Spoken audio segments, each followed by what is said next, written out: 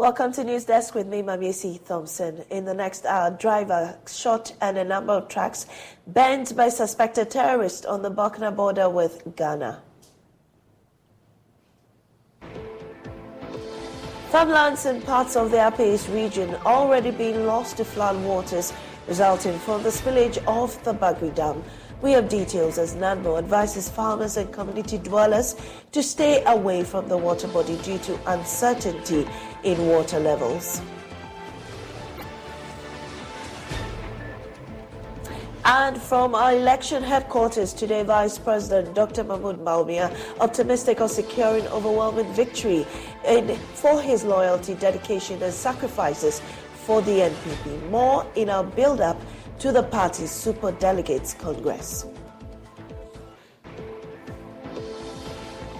Details of these and more, including business news updates in this edition. Don't go away.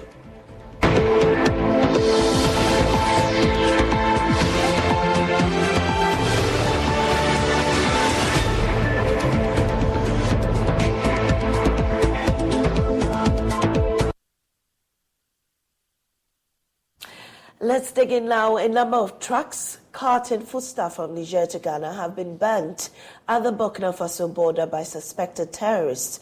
Driver of the lead vehicle is responding to treatment after being shot in the attack. Before now, several drivers have died in similar attacks, with over 10 Ghanaian trucks being burnt. Nanaya Aljima of our foreign desk has more in the following report. The Doli route into Burkina Faso from Niger has been abandoned by long-distance trucks following heightened activities of terrorists in the area. Videos available to JoyNews show many trucks burnt at the border by terrorists earlier this year. In Burkina, at first we was passing there, and there was a Boko Haram over there. They burned our cars, so many, about 15 cars with onions. And we diverted to Benin. Niger supplies Ghana with onions, beans, potash, cowhide, and local tea, popularly known as attire. Following the closure of the Benin border as a result of the ECOWAS sanctions against Niger, some drivers have had to consider other options. The Dambala enterprise owns 35 trucks, which have often been involved in carting food from Niger. For many days, some of the trucks have locked up in Niger. According to Masahud Dambala, one of their vehicles opted for the Doli route, which is less preferred due to security concerns. The trucks broke security protocols after their inability to secure military escort to cross the border for many days. They were standing there waiting for combine escort, So they were waiting for it, and then the escort is not coming. So one of the cars, that one is not our car, decided to follow the road. So when he succeeded, so the rest they say, okay, they too will try their best and see. So immediately they start going there. Those jihadist people come out, try to stop them, they refused, not knowing that there are plenty people there. So they started to start to shoot them. So they stopped, some of them stopped, and some of them go back. And then even some drivers leave the cars and run away. So our car is in front. So when they reach there, they burn the car. The car take like 450 bags of beans. So they burn the car. And then the case is they shoot the driver, but now the driver is alive. So they burn the car, and then they burn like 3 or 4 cars. So the rest turn back and go to Niger. So where's the driver now, and what's his condition? Yeah, he's in Niger, but the condition is somehow better. So he's in Niger now. One of the 3 affected trucks was carting onions bound for the Kwadaso market in Kumasi. All 330 onions in the affected trucks have rotten away after the vehicle was burnt. Masaudu Mazu counts his loss. The leading truck was transporting beans, and the next one was transporting my onions. Those were the first to be attacked. They called me later to break the news to me. I couldn't ask them any further questions.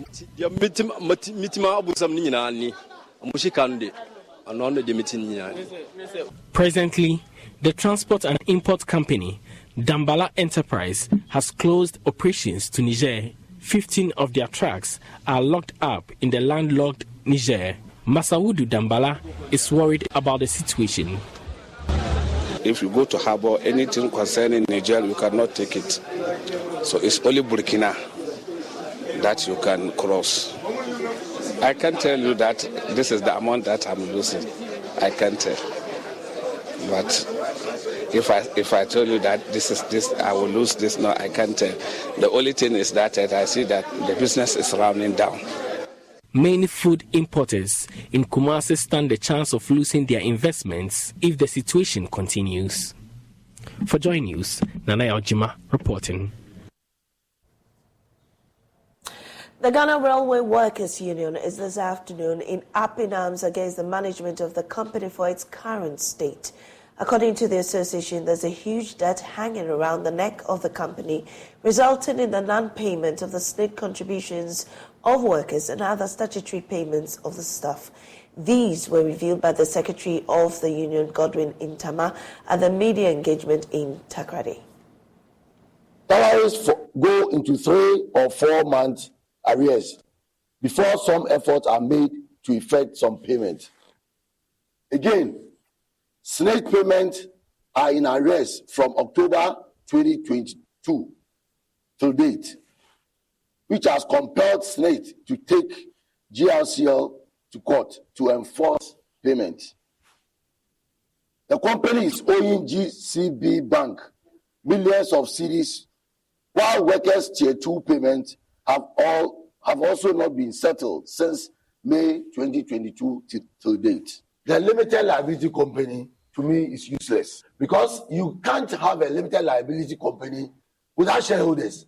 I don't know if maybe I didn't go to school, so I don't know. But I have never heard of any limited liability company without shareholders. Ghana Railway Corporation moving to a limited liability was just a gimmick, I'm telling you. You see, we have sat down over the years and allowed politicians to play with the railway sector. And this is one of the results that we are seeing. He laments that frantic efforts by the leadership of the union to engage President Akufo-Addo on the current situation has proven futile. It will interest you to note that frantic efforts have been made by the leadership of the union to have engagement with the President of the Republic, His Excellency Nana Addo Dankwa Akufo-Addo, to have interactions on the current situation facing GRCL, but all have proven futile.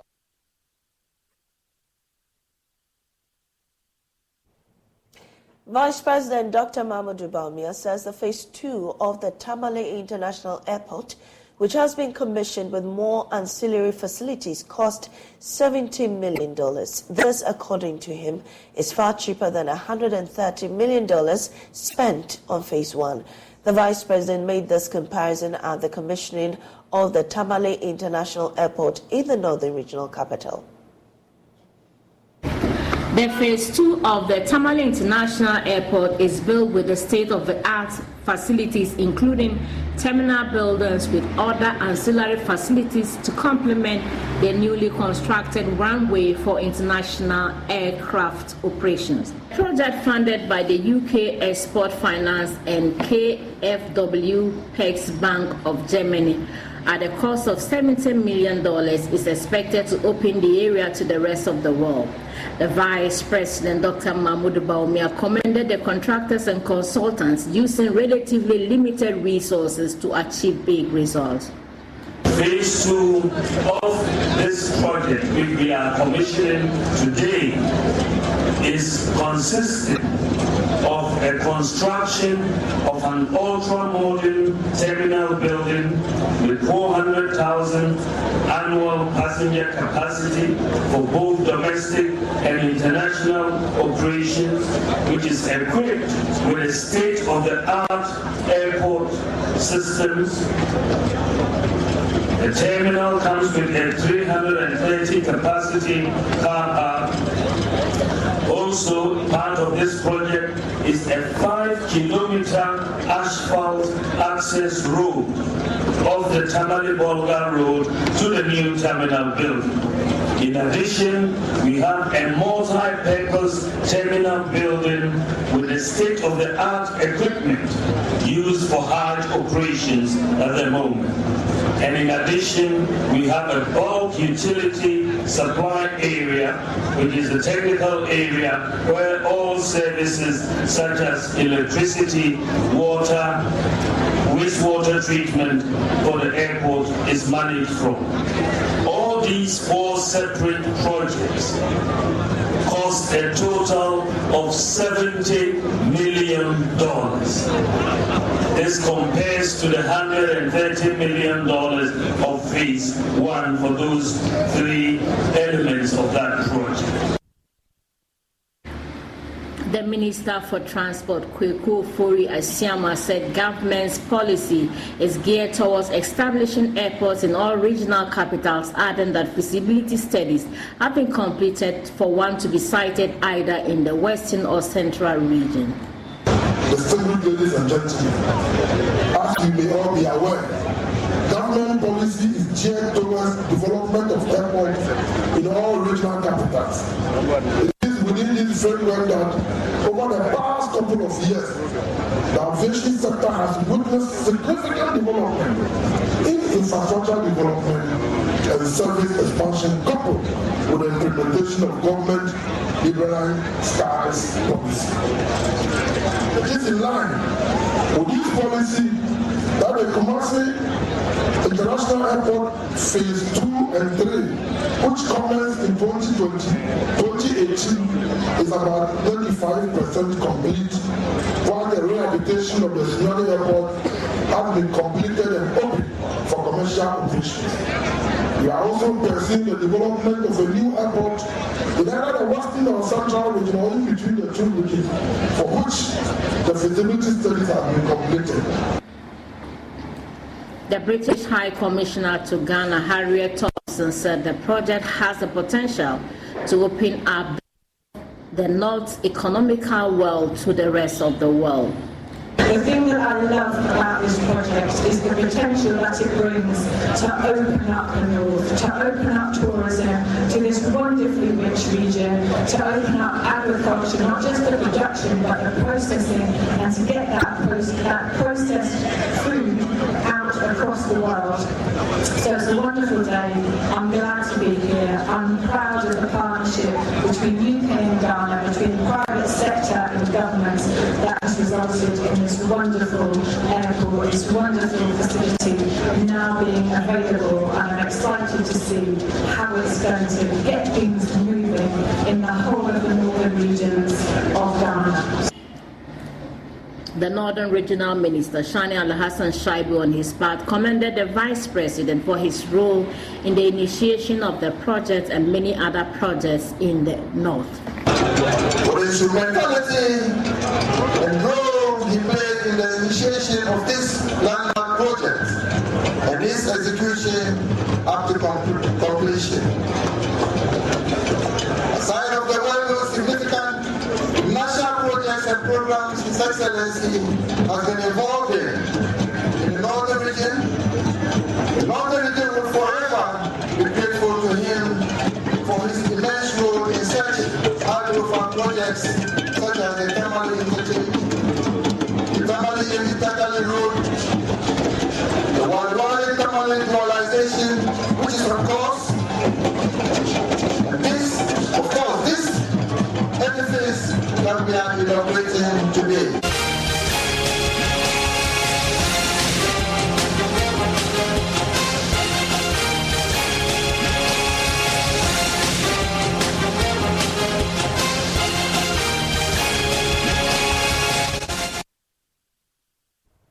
On your election headquarters today, Vice President Dr. Mahmoud Bawumia is touting his dedication and allegiance to the NPP, positioning himself as the suitable choice to lead the party. He pledges to carve a distinct path towards economic prosperity if chosen as leader.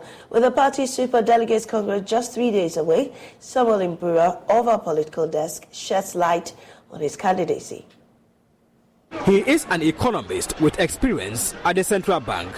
He transitioned into politics and was the first to introduce a data-driven narrative in Ghana's political landscape, gaining trust among Ghanaians.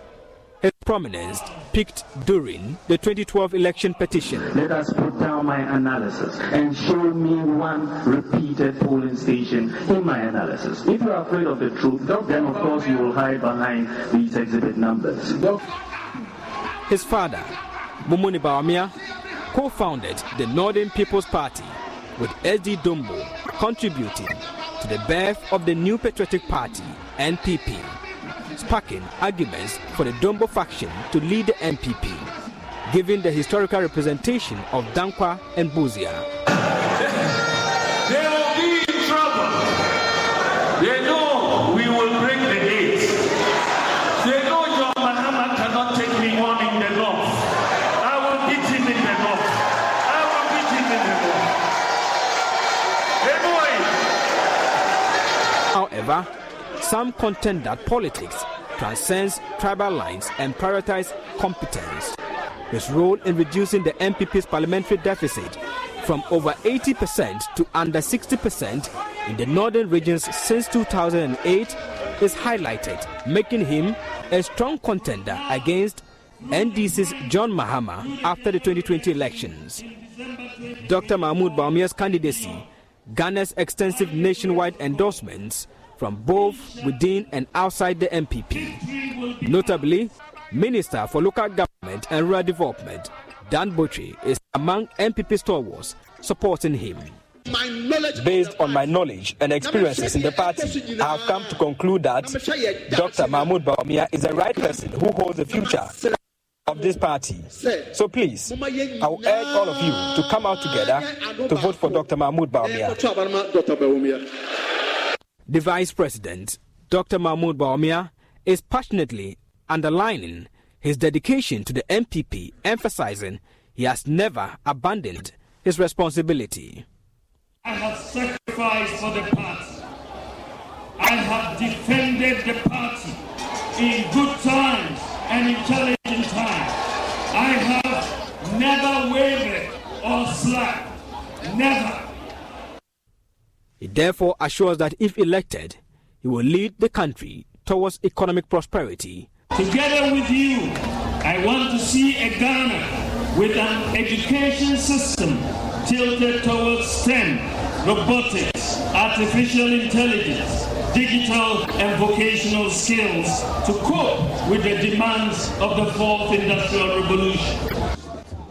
Though several surveys predict a landslide victory for him, the Super Delegates Congress will be the litmus paper to test how strong his signal is to lead the NPP. For Joy News, Samuel Mbura.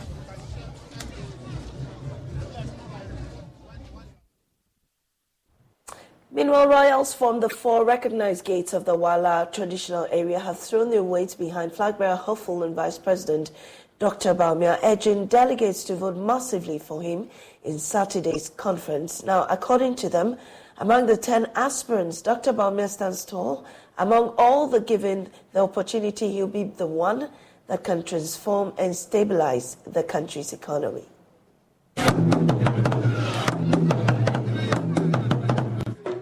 The press conference, which was held at Niriyangpong, a place reserved for the selection of a new overlord of the Wala traditional area, was attended by Nabi or royals from all the 4 recognized gates in the Wala traditional area that are heirs to the Wala throne. According to the Wala royals, among the 10 competent, fine and respected gentlemen that have expressed their intention to put themselves before the special delegates of the New Patriotic Party NPP is one of their own and Vice President Dr. Mahmoud Bawumia. Governor Jamaldeen Adam Akpala read a statement on their behalf. After a deep reflection and critical scrutiny of the aspirants, we have come to a firm conclusion that His Excellency Alhaji Mahmoud Bawumia is the man of the moment with the requisite qualification, experience, competence, appeals to the voters, temperament, vision, strategy to consolidate the gains made so far by the government of President Akufo-Addo in its march to transform the structure of the economy and accelerate the socio-economic development in today's technological and digitalized global setting. The country saw a steady economic improvement between 2017 and 2019 with pro-poor policies of free education, improvement in roads, health, agriculture, industry, employment for the youth. The challenges of COVID and other global issues have twisted this trajectory. The government is holding on, and a turnaround is envisaged. Given the chance, Dr. Bawumia will see this country through and put her on the course of economic transformation and stability. Given the opportunity, Dr. Mahmoud Bawumia will put the country on the right track, transform the economy, and stabilize it. They averred that the vision and principles of the MPP and the Akufo-Addo government is in sync with that of the forebears of the Northern People's Party in pre-independence. Alhaji Biki Adama Wala South, Jato Kaleo Wala North, SD Dombo, Jirapa Lambuse, Abaifa Kabo, Nora Nandong, Momonu Bawumia, South Mampusi East, CK Tedam, Kasina Nankana North, J.A. Brahma, Gonja East, Adama Amandi, Boku, Yakubu Tali, Tolona, Dagomba South, to mention a few. These were proud princes of the North, most of whom later in life ascended to traditional kings and continued to serve their people. This is what Dr. Bawumia brings. Leadership without discrimination, and leadership with a vision to confront the challenges in contemporary times where technology and information shape the global economy. He has shown his mettle and capacity that, given a chance, he can harness this party's rich human capital to accelerate the party's transformation agenda to raise the fortunes of this country, to take up Ghana's true place as the front runner in Africa's development. They use the opportunity to also appeal to the aspirants and their supporters to be cautious and measured in their campaign to ensure a free, fair, and peaceful flag bearer election. Whoever emerges as a flag bearer will need a united party in purpose to appeal to the general electorate to win the general elections. The next government will require all competent human resources to govern and bring development, stability, and peace to the people of this country. Reporting for JoyNews, Rafiq Salam. Wow.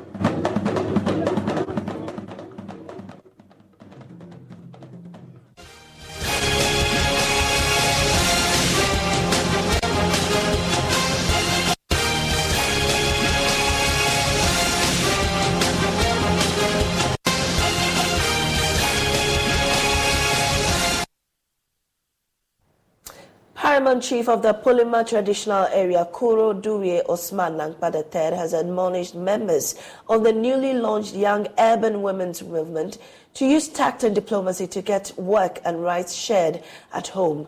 The Women Advocacy Movement was launched with the aim, among other things, equipping young women with skills, challenge inequality, as well as to influence policy discourse in their respective areas.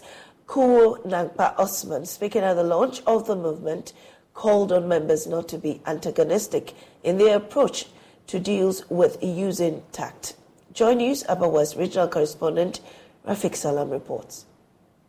The Young Urban Women's Movement is an organized group of young women across the country with the aim of empowering young urban women living in rural and urban areas in the country with skills to secure economic independence control over their bodies, challenge inequality and discrimination.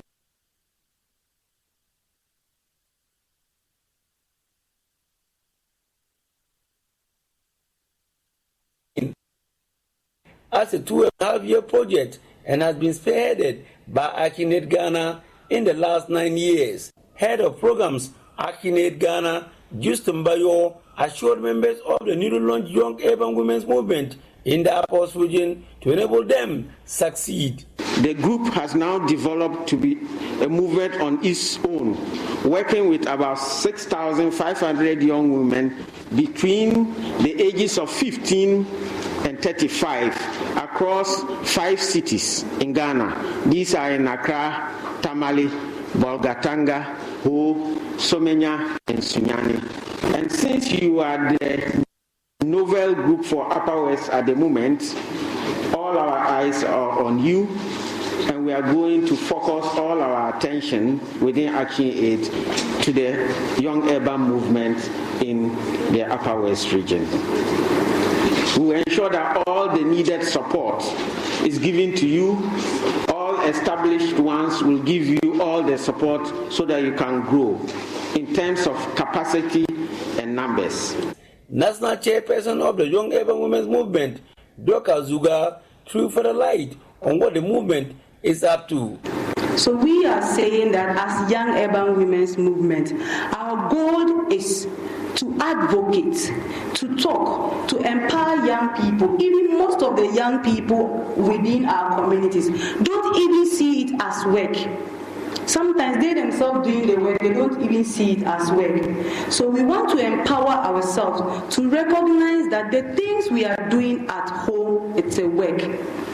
We are not also saying we want to use force. It's all about how we will communicate well to our husbands, our brothers at home. And the movement is out to take us through all these strategies, how we'll be able to speak to our husbands and brothers to understand that the work we are doing is a work. When they are able to recognize that that is a work, you don't need to ask them to help you share the rules. They themselves will support, and that is why we are having 3 R's, which is first is to recognize.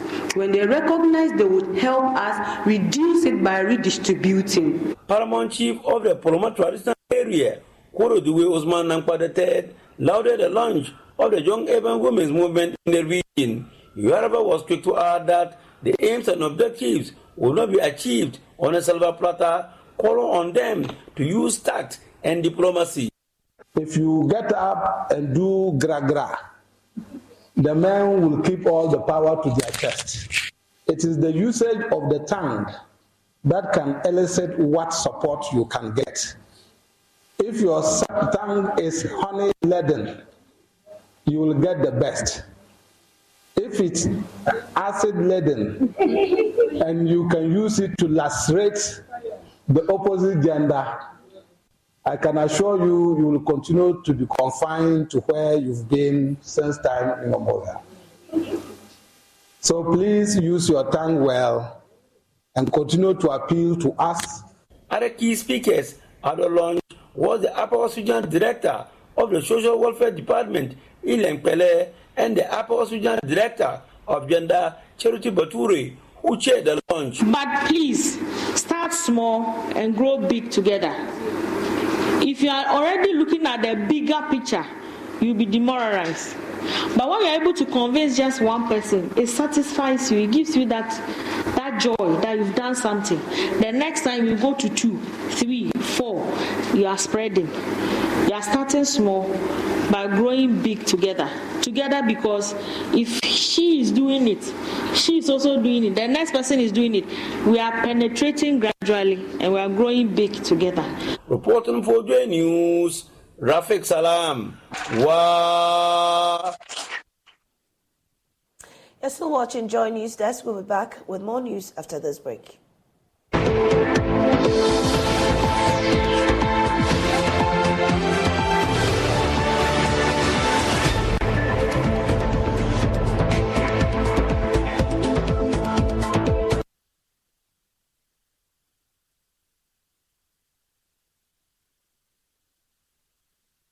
Hello, my name is Abeku Agri Santana. If there's anything that makes my life so easy, it is my bank. I love hanging out with my boys at our usual fufu joint. But even without cash, we still dey chop better with EcoBank Mobile. No matter the time of day, my bank helps me stay in touch with my beautiful wife whenever she's away. And when my beautiful wife is in town, she never misses out on her favorite TV shows because I'm able to pay up all my TV subscriptions from the comfort of my mobile phone. Whenever she has to get groceries too, my bank makes it cashless and convenient. And the part my wife loves the most is when my bank makes it possible and easy for her to shop from any part of the world without moving. Welcome to the smart world of EcoBank. Download EcoBank Mobile from Google Play Store or the App Store and discover the smart way to bank. EcoBank, the Pan-African Bank. Score HD, the new exciting football channel, is now available only on HD Plus and brings you football from around the world. Watch Sadio Mane and Daniel Kufichre in the top weekly match of the Bundesliga 1 and DFB Cup, Primera Liga, Copa de la Liga Profesional, see Ronaldo in the Saudi Pro League, as well as daily sports news every other hour. Also, get updated on Messi and Mbappe on PSG TV and many more. Feely on HD Plus channel 151. Agronaide, HD Plus, the Feely experience. For crystal clear and thrilling podcasts and live shows, download and listen to us on Apple, Spotify, TuneIn, Google Podcasts, MyJoy Online, Amazon services like Echo, Amazon Music, and Audible, Stitcher, Adom Online, Overcast, and Pandora. Take note of everything. Sign up for the multimedia digital platforms now to stay updated.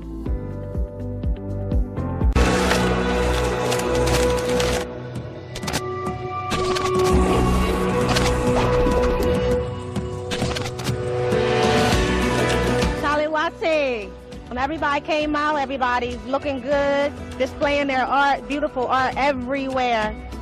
This is my 5th year coming in a row. So I'm here every August for the festival. It's been amazing being with my black people all day, every day. It's been great. It's so fun here. There are a lot of art things to do. So I personally love it. And I love the artworks. I love Charlotte 2022. It's fantastic. This year's experience is marvelous. It's amazing. It's Charlotte Festival, y'all. You ought to be here. The paintings, the people, the Ghanaians were awesome. Everyone, when you're in Ghana around the same time, make sure you check it out. It's really happening.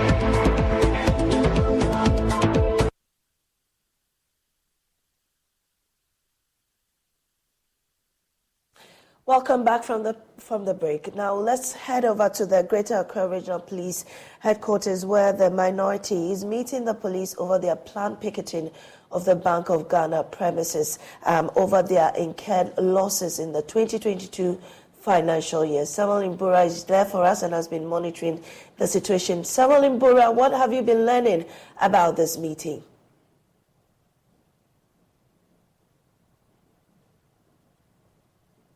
See, we know that the minority in Parliament, in accordance with Section 1, 2, and 3 of the Public Order Act 1994, Act 419, has notified the police about their impending public protest that will be embarked next week in collaboration with some civil organizations and then well-meaning Ghanaians, they say. So the purpose of this protest is to express their revulsion against what they describe as illegal printing of money to the tune of over 80 billion Ghana cedis between 2021 and 2022 to the Akufo-Addo government.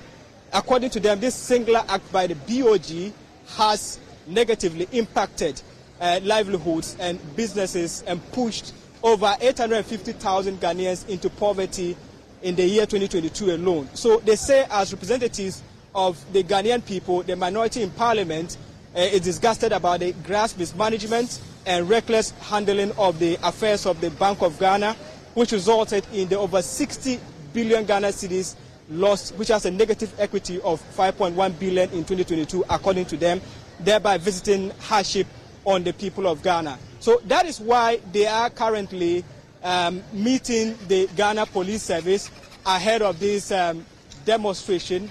So the demonstration is coming next week. That will be on the 5th of September. So they wrote to the police on the 21st, and this is actually a follow-up meeting. At the moment, they are in the crunch meeting with the Greater Accra Regional Police Commander, but the media is not allowed because it is an in-camera one. We're not allowed to film this in the precepts of the police, a reason we are outside the gate of the Ghana Police Service. So the agreed route is the frontage of Parliament through to Parliament House, Osu Cemetery, Traffic Light, Ministry of Finance, High Court Complex, Kimbu, Makola, Rawlings Park, Opera Square, Bank of Ghana, where they eventually picket there to demand the immediate resignation of the governor, the deputy governors, and the board of directors of the Bank of Ghana. So earlier I had brief conversations with the leader of the minority, Dr. Kesela Tufosi. He is not here himself, but we have lawyers of the party. I spoke briefly to Mr. Mahama Yarka, MP for Boku Central. I also saw James Agaga and other minority MPs going into that crunch meeting with the Ghana Police Service. So we are pitching calm whilst waiting for that meeting, and surely they will come and brief us what the outcomes are. But that is the main reason they are here, just a follow-up to the letter that they have written to the police notifying them about their pending demonstration against the governors of the Bank of Ghana. Mamiesi. And we'll sure to update you when we learn of the outcomes of this meeting. Now, moving on, the Executive Director of Star Ghana Foundation, Ibrahim Tanko Amidu, says the organization will be focusing on security, volunteerism, and philanthropy in 2024. The aim, according to Mr. Amidu, is to enhance Ghana's socio-political development by providing support to civil society organizations. He made this known while speaking to journalists at the launch of the foundation's 5th anniversary event in Accra. There's more in this report. Star Ghana Foundation is one of Ghana's active national center for active citizenship and philanthropy. Established in November 2018, the foundation transitioned from a 10-year multi-donor funded Star Ghana program with focus on the strengthening of parliament and civil society to enhance transparency, accountability and responsiveness in governance at local and national levels. As an influential CSO, the foundation has consistently and aggressively pushed for active citizenship participation at all levels of governance through various projects with the support of its development partners. At the launch of activities in commemoration of its 5-year anniversary, Executive Director of the Foundation, Ibrahim Tanko Amidu, said, Star Ghana is prioritizing 3 key thematic areas in the years ahead. Star Ghana is actually coordinating the Northern Ghana Security Forum. That brings together the regional coordinating councils, the communities, traditional authorities, and etc. So that is the one area of our work. But the second is that Star Ghana is a center for active citizenship. So active citizenship, we have started promoting volunteerism. Currently, we are working to support or to enable people who want to volunteer to support community groups to be able to do so, and we'll be launching that next month. We are also going to provide support to civil society organizations who want to launch volunteerism initiatives at their level, so that citizens get connected to the development processes, that the spirit of volunteerism that gave us our independence, that helped us in the initial stages post-independence, will be able to rekindle the spirit of volunteerism. Chairperson of the Governing Council of Star Ghana Foundation, Dr. Esther Ofei Abuaji, emphasized the crucial role the foundation plays in Ghana's democracy has become more vital in the prevailing socio-political and economic challenges in Ghana and the African continent at large. For a role for an entity such as Star Ghana Foundation in Ghana, as well as in the sub-region, is required even more urgently now than before. Our pulse on the political, economic, and social developments in the country and West Africa suggests that the alienation of the citizenry from the processes that have been pursued as democracy is a real possibility. Therefore, actions that will amplify the voices of all sections of the population and identify opportunities for inclusive action and broadening platforms for participation and engagement are even more urgently required than before.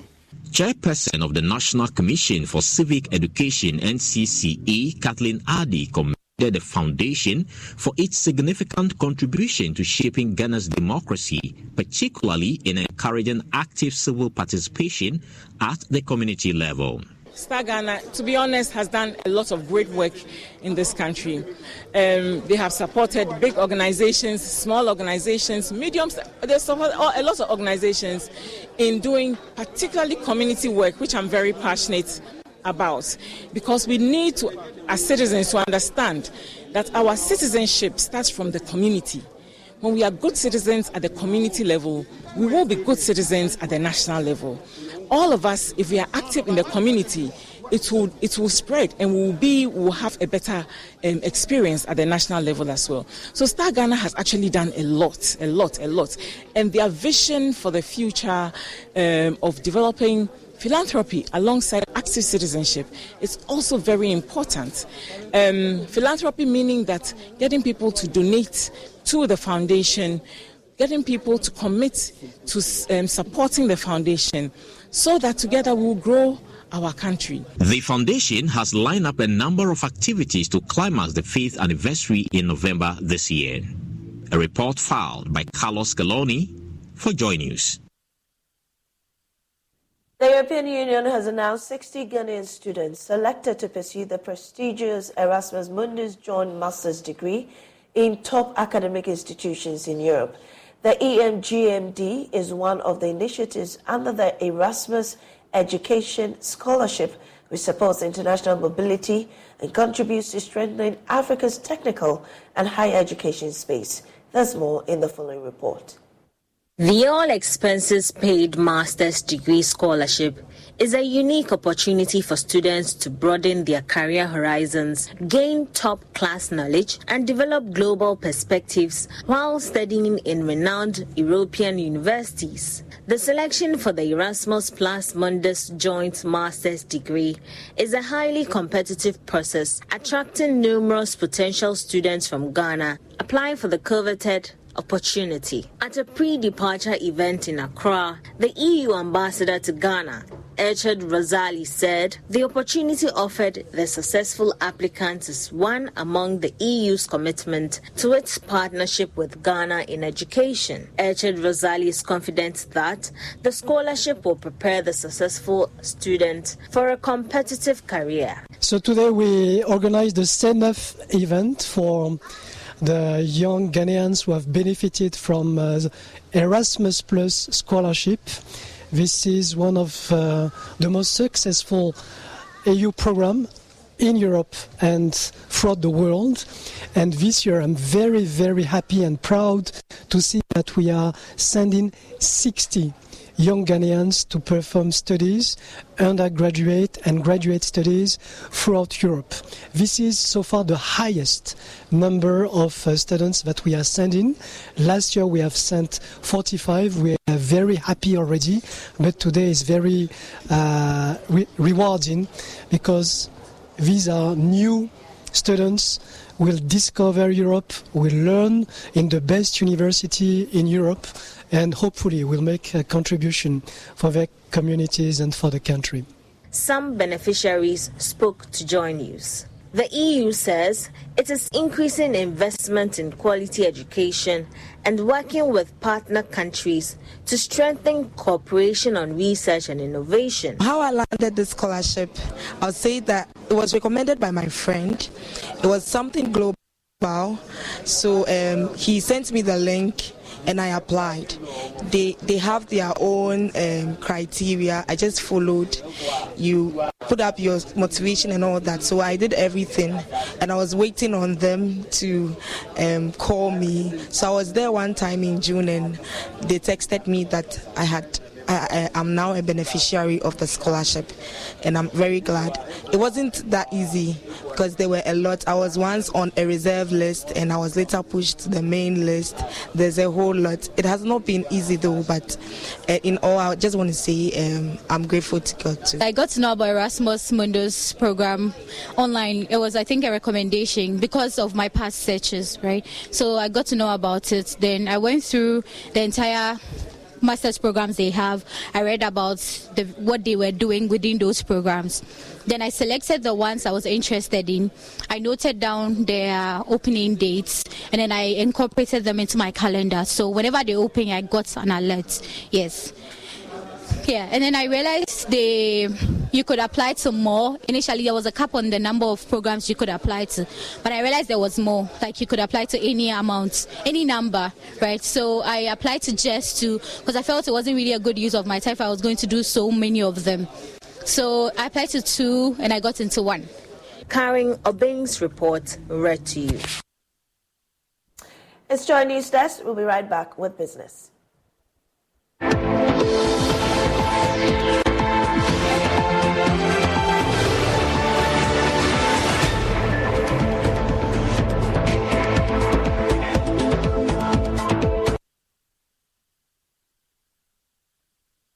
We've had news file over the weekend, and an interesting part of the conversation focused. Oh no, we are out of range. Oh, don't worry, Daddy. I have Alexa in my bag. Alex, what? Alexa, open Multimedia Ghana and play Joy FM. Super Hits Radio, Joy 99.7. Listen to Joy FM, Hits FM, Love FM, live on your Amazon Echo.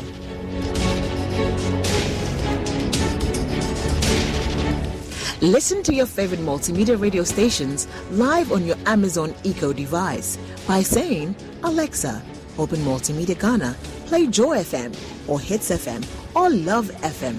Or catch up on your favorite podcast by saying, Alexa, play, and then the name of your favorite podcast from Multimedia Ghana. For a list of all podcasts available, say Alexa. Ask Multimedia Ghana to browse programs. And we are back like we never lost signal. Alexa, welcome to Multimedia.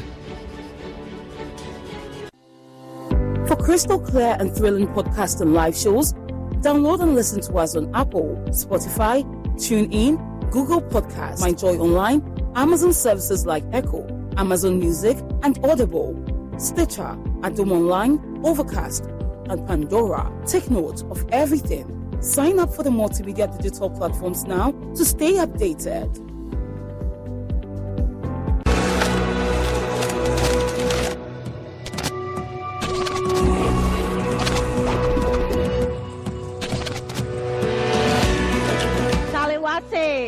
Everybody came out, everybody's looking good, displaying their art, beautiful art everywhere.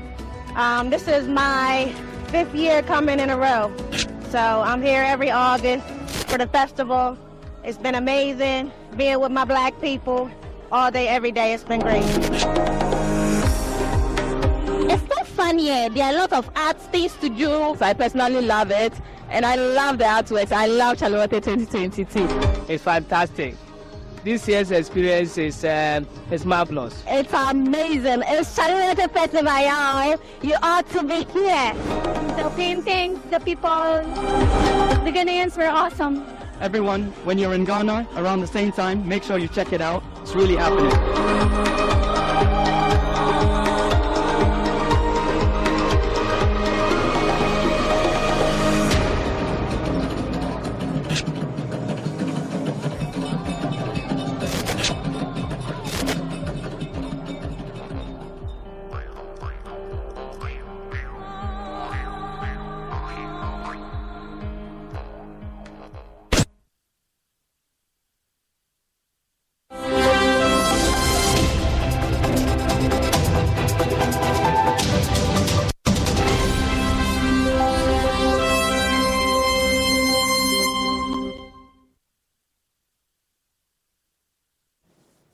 Hi, welcome to Business. My name is Darryl Kwao. As part of efforts to harness the opportunities in the non-traditional export sector, Fidelity Bank Ghana has launched the Fidelity Exporters Club with the signing of an MOU with the Federation of Association of Ghanaian Exporters, FAGE, an umbrella organization representing over 1,200 exporters and 22 sub-associations. Here's more in this report. According to the World Bank, exports of goods and services as a percentage of gross domestic product in Ghana was 29.91% in 2021, indicating a positive effect of trade on the economy. Managing Director for Fidelity Bank Ghana, Julian Kingsley Opuni, expressed the bank's readiness to help strengthen the infrastructure required to give certainty around the growth of the sector. In the past, banks are used to sitting back and formulating products off the back of the fact that we assume we know what they need. The idea of doing this is to work from the exporter back to the bank. What are their challenges? What support do they need? And so once we understand that, then the formulation of our products around even the interest that you will charge, around the term, how you structure loans, how you structure other support, then becomes a lot more relevant. And it's also not only about access to finance, it's about how we support them and get other partners to help support them in the regulatory environment, support for documentation, certification, etc. President of the Federation of Association of Ghanaian Exporters, Nene Davis Koboe, called for the creation of a special funding for exporters in the agric sector in terms of interest rates payment. We are looking at creating another niche market for ourselves, because if you talk about agric, you can't use the same interest rate for commerce against agribusiness, and that is exactly what we've been doing, saying all this year, that if we can create another funding to take care of it. So we are looking. I know currently the likes of the MasterCard Foundation is doing 10% for Barclays. We are looking at Fidelity doing between 7 to 9% for our club. Some exporters who spoke to Joy Business say they are optimistic the partnership will create a significant impact in the sector. This partnership is a difference between night and day. At least it's the beginning of seeing light in this system, because no bank has come up and signed up with exporters wanting to know what they do, so that together we can solve it, because what we export affects everybody, including all of us standing here. I'm very happy today to be part of this event. It's a historical event in the sense that the bank has made a move, not only to show interest in exporters' activities, but to give concrete help and assistance and support, which is something that we have lacked for quite a while. The Fidelity Exporters Club is in collaboration with the Development Bank Ghana. Now, players within the network marketing industry are calling for more sensitization programs to support the space. According to them, this would clear the misconception of many describing the operations as fraudulent. According to one-star director at Longreach Ghana, Kennedy Amarco, the business can't contribute to job creation. He spoke to Joy Business. Basically, there is a serious deficit in sensitization and then education. It's time as a nation we come together and talk about the business of network marketing. My wife, for example, had to talk to me about network marketing for 6 solid months. But what brought me into it is when I used the product and I realized that the product was good and was worth continuing to use it. As I was using it, I was getting some little commissions. It wasn't nothing to write home about. But it at least tells a story that if I open up and get, as I was using it, I was getting some little commissions. It wasn't nothing to write home about. But it at least tells a story that if I open up and get better education, I can do it bigger. In fact, gone are the days where people carry products on their head, go around and sell. Network marketing is far away from that. About illegality is far away from that. But it's where people carry products on their head, go around and sell. Network marketing is far away from that. About illegality is far away from that. But I think we can all get to embrace it, understand it, and spread the news better. And that's all in business. The news continues after the break. Conference only on your election headquarters.